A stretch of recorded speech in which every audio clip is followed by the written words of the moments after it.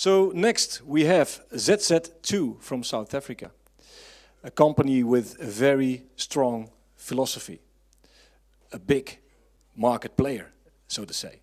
So without any further ado, Erik Holm from ZZ2. Thank you.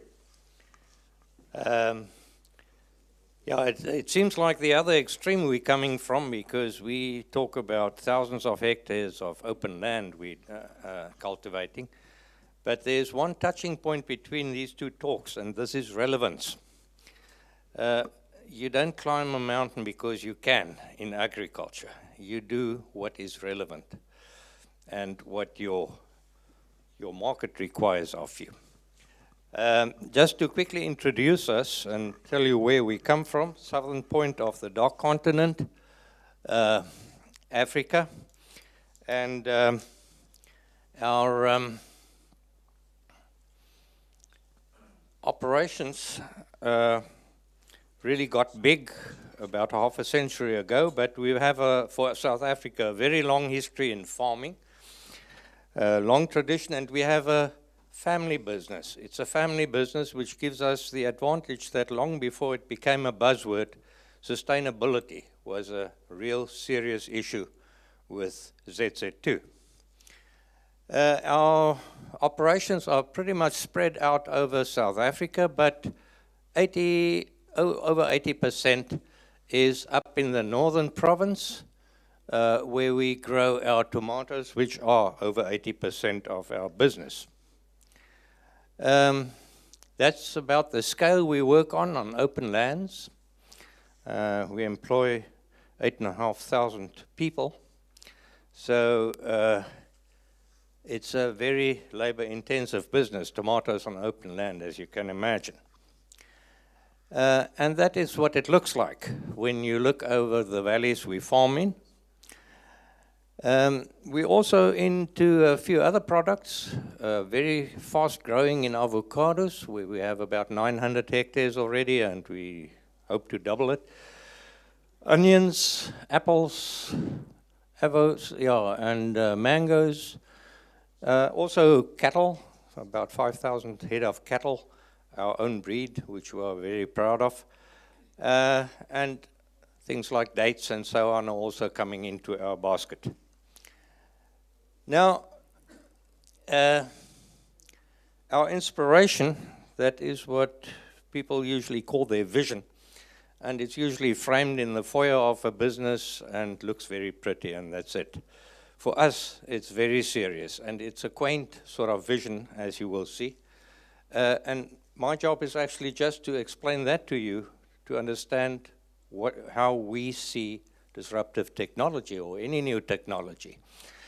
We want to be the benchmark of success in agriculture, and by benchmark, we mean sustainability. People, planet, profit, sustainability.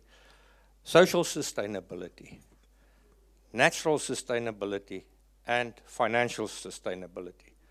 Doesn't help you to have only one of the three. You have to have all three. And not necessarily size. Size is nice for economy of scale sometimes, but that is actually our aim. And we want to create value not for ourselves, but for all our stakeholders, which includes ourselves, of course. But our stakeholders, we realized, are much broader than just our own firm. And lastly, this enigmatic thing about living open system, which I want to explain to you. Just to show you what we regard as our stakeholders, the guys we want to have a win-win interaction with, it's that list. And we take them all very seriously. To work a living open system, and why we are so keen on that, we discovered this breakdown of Aristotle. What is a system and what drives it? This was an eye-opener, and it should be in every ecological textbook, and it isn't. It's real wisdom. Because what we immediately realized, our purpose is not to further ZZ2, because that would be self-defeating. It's to serve the systems around us, our customers, and that whole list I showed you, that is our purpose. The causa formalis is the planning, the structure, the design of our firm or the system. The causa efficiens is the process and the energy that goes into it, and obviously it has to be material and not only in the head. It has to be something concrete. If you divide your business system into these 4 categories, you really start thinking clearly. It led us also to realize that there are 2 kinds of systems. Closed systems, which nearly ruined the world. The industrial idea that the world is a machine and everything is a machine, and self-serving. And you just make it more and more efficient. And the other, the living systems, which are sensitive to their environment, sensitive to everything inside and outside them, and reactive. And they have certain properties which differ greatly from a factory or a machine. Even in the way it's organized, horizontal sort of organization rather than vertical command organization, all these things. And once we decided we want to be a living system, it brought all our stakeholders in as very interesting. And it led us to a concept which we call natuurboerdery. As distinct from nature farming, we use the Afrikaans, our language, because nature farming means something slightly different.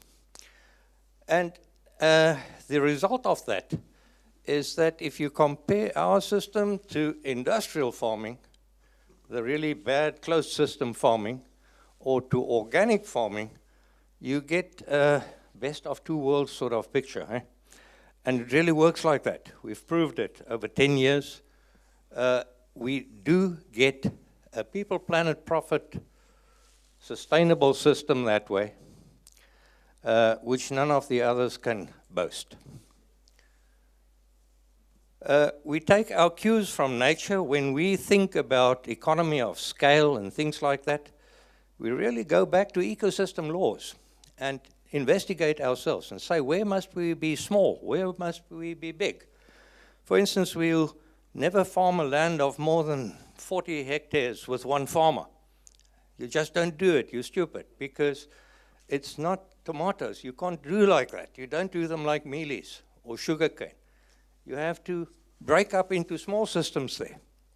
But you can still maintain your advantage in mechanical systems, transport, packing houses and so on, where large is good. That's just one example.